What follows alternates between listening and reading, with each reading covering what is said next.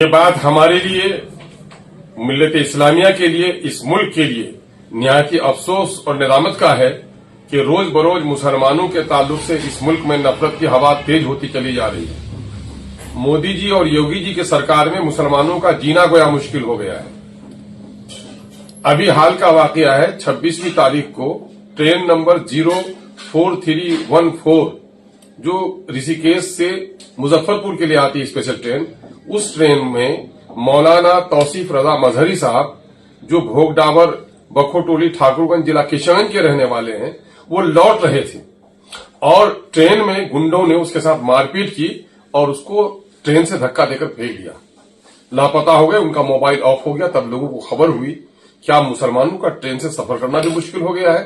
ایک عالم دین کا اس طرح کا سلوک، کیا مودی جی یوگی جی کیا ہم لوگوں کو مسلمانوں کے اس ملک میں رہنے کا حق نہیں ہے؟ یاد رکھیے، جس ملک میں دھرم گرنتھوں کا، دھرم گرو کا اور دھارمک آدرشوں کا پالن نہ ہو، اس ملک کو تباہ ہونے سے کوئی نہیں بچا سکتا۔ پچھلے دنوں میں ہمارے ارریا کے لگ بھگ 150 سے زائد بچے جو سفر کر رہے تھے، آپ نے ٹرین سے اس کو اتروا لیا۔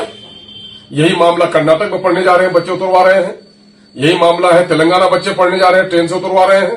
آپ ٹرین میں بچوں کے نام سے ٹکٹ ایشو کرتے ہیں اور بچوں کو اتروا دیتے ہیں۔ ابھی پچھلے دنوں میں حضرت مولانا عبداللہ سالم چترویدی صاحب نے تمثیلی گفتگو کی تھی اور ایس ٹی ایف کے لوگوں نے کس طرح گرفتار کیا اور کس طرح ان کے ساتھ ظلم کیا آپ لوگوں نے۔ ایک طرف جب ہم آہ بھی کرتے ہیں تو ہو جاتے ہیں بدنام، کوئی قتل بھی کرے تو چرچا نہیں ہوتا۔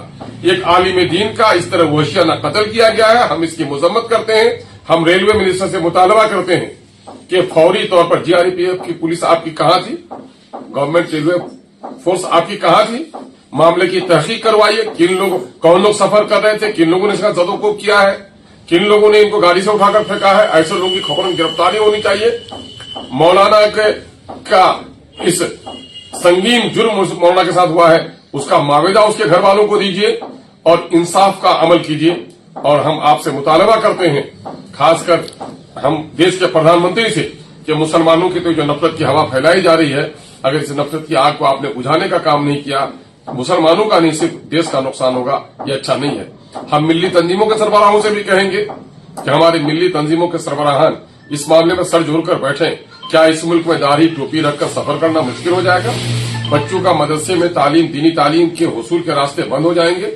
اگر ہم نے اپنی چپی نہیں توڑی اور اس کے لیے سنگھرش نہیں کیا تو ہمارا بڑا نقصان ہوگا۔ ہمارے صدر محترم جناب بیرسٹر اسدالدین اویسی صاحب اس کی خبرگیری ہم لوگوں سے کرتے رہے ہیں۔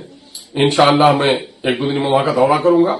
ہمارے جو مقامی لیڈر ہیں جناب مکھیا غلام حسنین صاحب جو MIM کے کینڈیڈیٹ رہے، وہ مرحوم کے گھر پر گئے، ان کے لوگوں کو دلاسا دیا ہے۔ ہم اللہ رب العزت سے دعا کرتے ہیں کہ مرحوم کی اللہ مغفرت فرمائے اور ان کے پسماندگان کو صبر جمیل عطا فرمائے۔ ایک نیک کام سے وہ آ رہے تھے، حضرت تاج سریہ رحمۃ اللہ علیہ کے اس سے لوٹ رہے تھے۔ دھارمک کام میں بھی جائے آدمی اور اس کے باوجود بھی اگر اس طرح کا سلوک ہوگا تو یقیناً ہے کہ اس ملک کے لیے یہ اچھا سنکیت نہیں ہے۔ یہاں کے سوہاد کو بچانا ہم سب کی ذمہ داری ہے۔ ہم حکومت وقت سے انصاف کا مطالبہ کرتے ہیں۔